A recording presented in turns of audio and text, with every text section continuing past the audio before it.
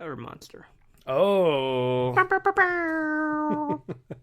Flash through the next couple of weeks, Nick. The Benson family is preparing to move. They haven't moved yet. No, they were just visiting the house. Yeah. Kind of a waste of a chapter. Well, Just have them move in. I'm not complaining. Because... this is chapter 2 we're on now? Yeah. And we get a real good character moment here between Kathy, the best friend. Oh, yes. And Amanda. But before that, you notice the parents are fighting a lot? Yeah. And the mom seems really irritated with everything. I have it written down that she's just hell-bent on killing Josh. That's verbatim. Yeah. Not verbatim, but she's just like, I'm gonna kill him. I'm gonna kill him. And it's like, whoa. Why? Because he's being a little shit. Okay. I like what I wrote down is the bacon. Was it too crispy? Or not crispy enough? Okay, no, you're on chapter 3.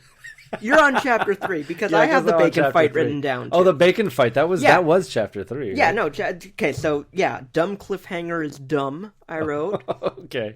Straight Outta Compton and the bacon fight. Oh, the bacon fight. So much lard being tossed around here. Now let me just. Oh yeah, you want to read an excerpt? Yeah. Oh, so this is Amanda narrating on page 23 for those who want to follow along. I wasn't the only one who was nervous about the move. Mom and Dad were snapping at each other over nothing at all. One morning they had a big fight over whether the bacon was too crispy or not. In a way, it was funny to see them being so childish. Josh was acting really sullen all the time. He hardly spoke a word to anyone.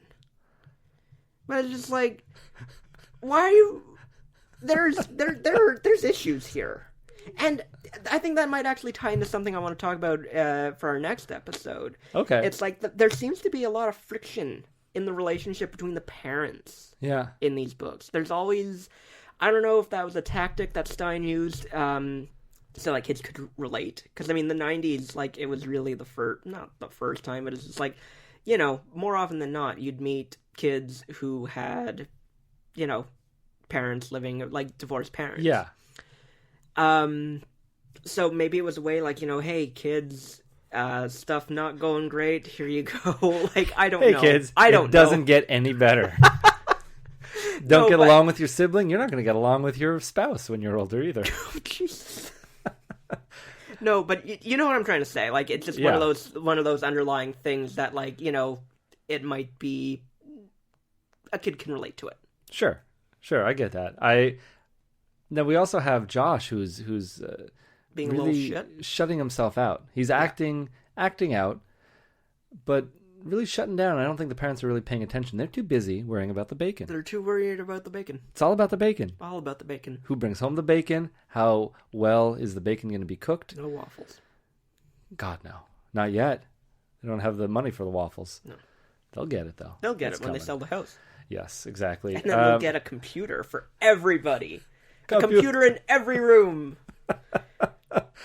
Oh, $5,000 computers. $5,000 computer, 500 megabytes of hard drive. Oh, man, floppy disk space. Oh.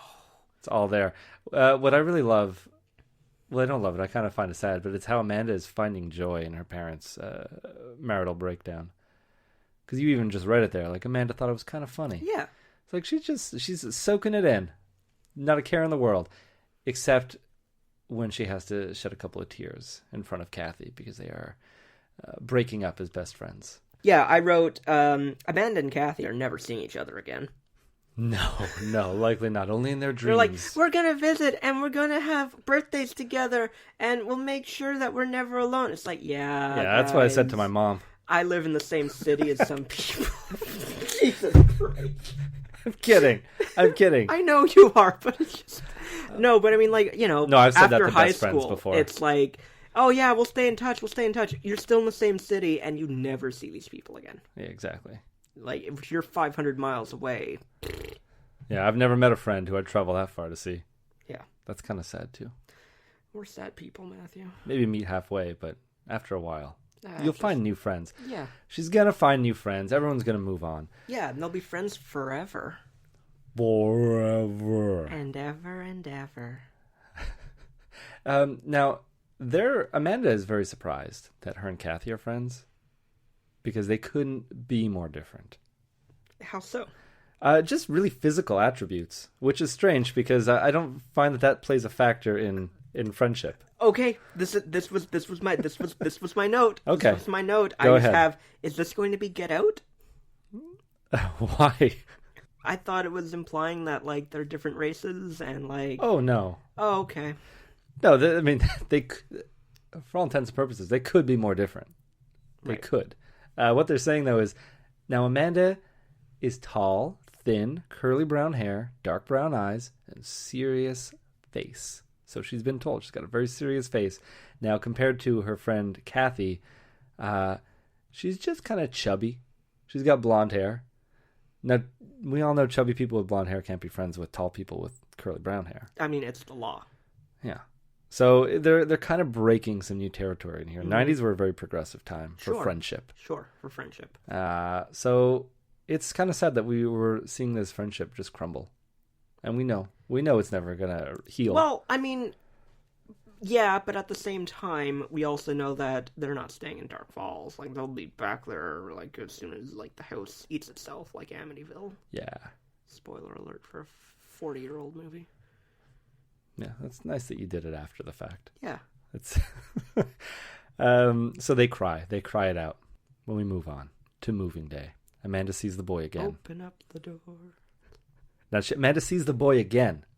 She sees the boy again. So that means the first time was not her imagination. Now she's making connections, being like, oh, the first time I thought it was my imagination. Now I see him twice. I'm deciding that I also saw him the first time. So she's her brain, shifting her story to match her. Her brain don't work right, Nick. I think you're being harsh on a fictitious 12-year-old, but... Well, okay, she's looking out from her front window. No. That's where the boy's looking. She's down. She sees this boy. From her room, right? Yeah. She goes to investigate. Very brave. Just as she's about to open the door, a hand grabs her from behind.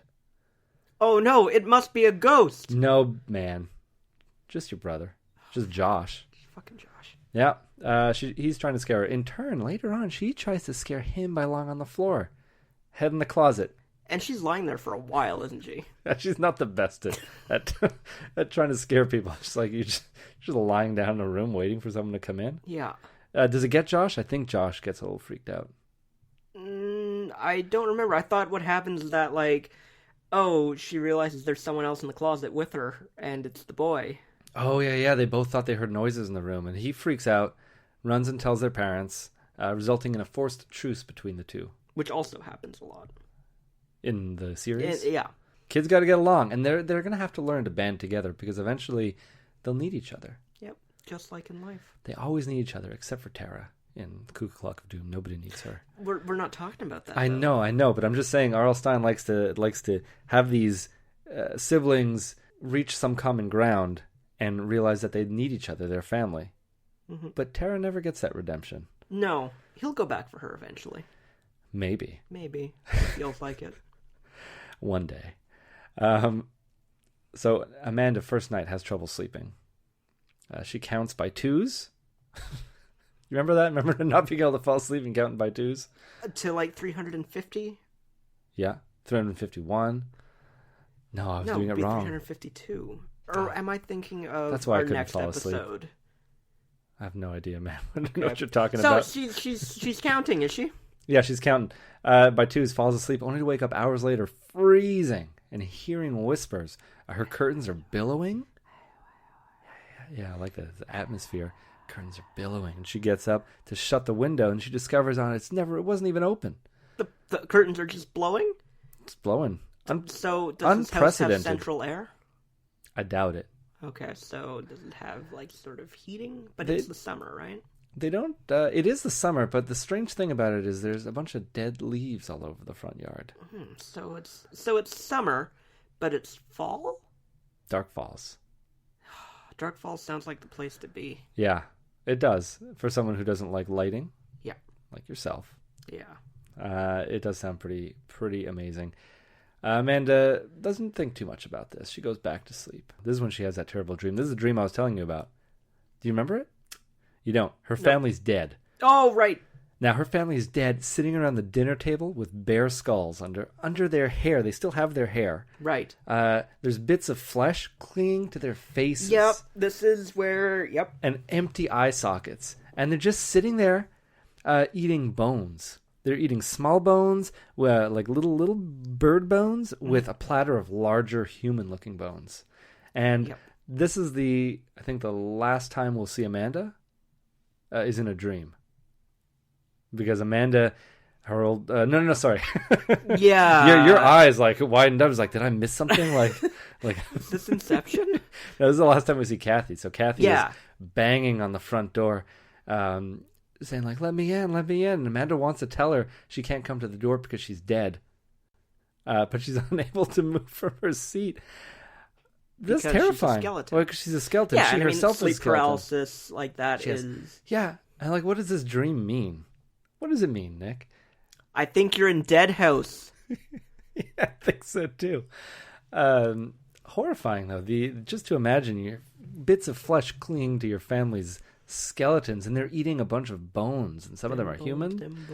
And it's like you got Kathy knocking on the door. Mm-hmm. She's probably still a thing of the flesh, and if her family sees Kathy's sweet, supple flesh, they're going after her. And they're going to eat those bones. She's chubby, it's like more meat on them bones. Yeah. And they don't care. They'll eat the bones. They're ogres. They're eating the bones. Get in my belly. There you go. So that's a horrifying dream. I'm sorry, Amanda, that you had to go through that. She wakes up, finds the curtains billowing again. It's the least of her worries. Mm-hmm. Dad later on thinks it's just a leak. He's going to take care of it when he can, but we know how dads are. It's never now. But this dad just has nothing but time. That's the thing. He's got nothing but time. He just made a bundle selling his other house. He's supposed to be working. No, they haven't sold it yet. Oh, they haven't sold it yet. That's why they're able to go back at the end. Well, this just seems like poor planning. Mm-hmm. They've moved all their stuff. They haven't even sold their other house. Well, they don't have to. This was free. It's not like they just have to wait for the... Wait for the bucks to roll in. Yeah. Okay. And meanwhile, he can work on his novella. What do you think he's writing? What is his dad into? Travel. Just travel books. Just Harlequin. And then I went to the Rotunda, and it was satisfactory. I thought it was more like he's writing Harlequin romances. Oh God. That's why they're having fights over bacon. Yeah. It's like, what? I needed to know what it felt like so that I could write about it. God damn it, Harold. Not everything is an experience. Oh. Sometimes bacon is just bacon, Harold. Anyway, the parents have a lot of unpacking to do. Emotionally as well. There's going to be a lot of that going on. Yeah. So they tell the kids, get out of the house. Go take a hike, you hosers. Get out of here. Hey, you don't want to be here for this. Yeah, walks are dumb. Yeah, Josh hates walks. That's why he's such a chubster. Yeah, no. Yeah. Actually, he's not, though. He's tall and thin. He looks just like Amanda. But I wrote, walks are dumb, kicking a rock. You agree. And, okay, let's just say right here, we're at page 53. We're almost halfway through the book. There's a lot of character development, Nick. Does that count for nothing? Not in a Goosebumps book. What other books are we going to learn that the father has trouble keeping his shirt tucked into his pants? None. But this is my point. We're almost halfway through the book. Yeah. The book is 123 pages long, so we're just shy of 7 pages of being halfway through the book, and nothing has happened. Oh, she's seen a ghost in the window. She thinks she's seeing people.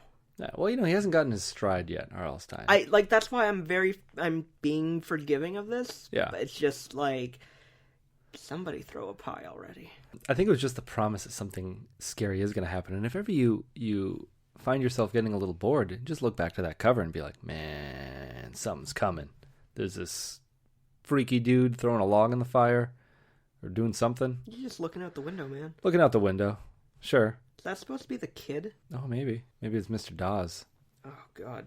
I don't think so, because this is an old person. Yeah. Hey, we didn't talk about the cover? We'll talk about the cover. Talk about the cover after. After. In the future, maybe we'll be upfront about it. Josh doesn't want to go originally. He wants his bike. He wants his baseball. He wants the world. handed to him on a silver The platter. world is not enough. Never enough for Josh. Nothing's ever enough for Josh. Amanda goes to get changed, but stops in her tracks. Dead in her tracks, Nick. Dead in her tracks? Dead. When she